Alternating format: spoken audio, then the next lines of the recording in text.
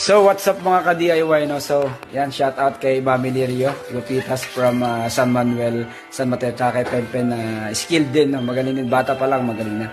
So, finish na kayo. Yan, finish na tayo. So, na-finish na natin. Ang lighting po nila ay 2, 3, 1, 2, 3, 4, tapos 5 doon.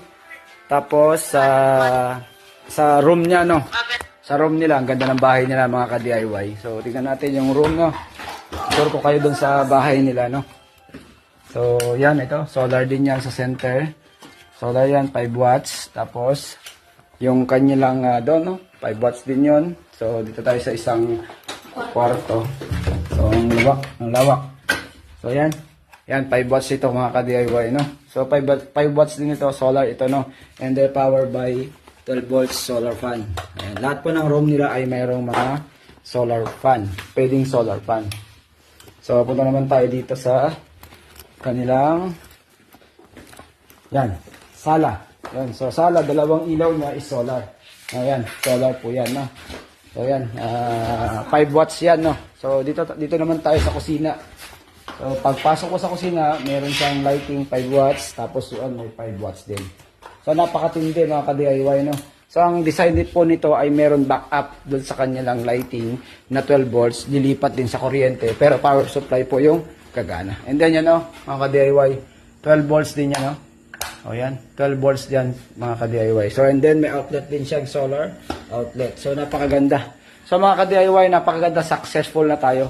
So, siyempre, tatalungin naman natin yung client natin kung ano yung feedback niya. So, yan. Mami, ano po ang performance level ng ating pang-install? So, First of all, thank you so much, Vin. Yes.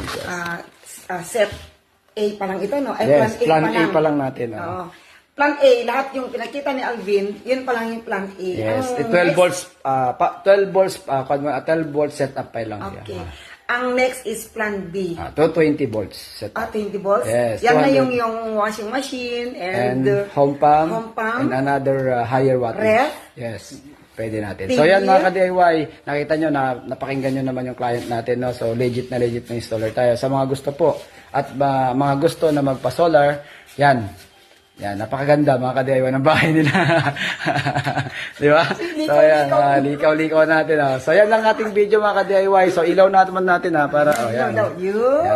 So sa mga ka-DIY, i-message nyo lang ako, i-PM nyo lang ako. I-message nyo rin yung client ko na kung totoo talaga, totoo po talaga. Yan, ilaw niya dyan.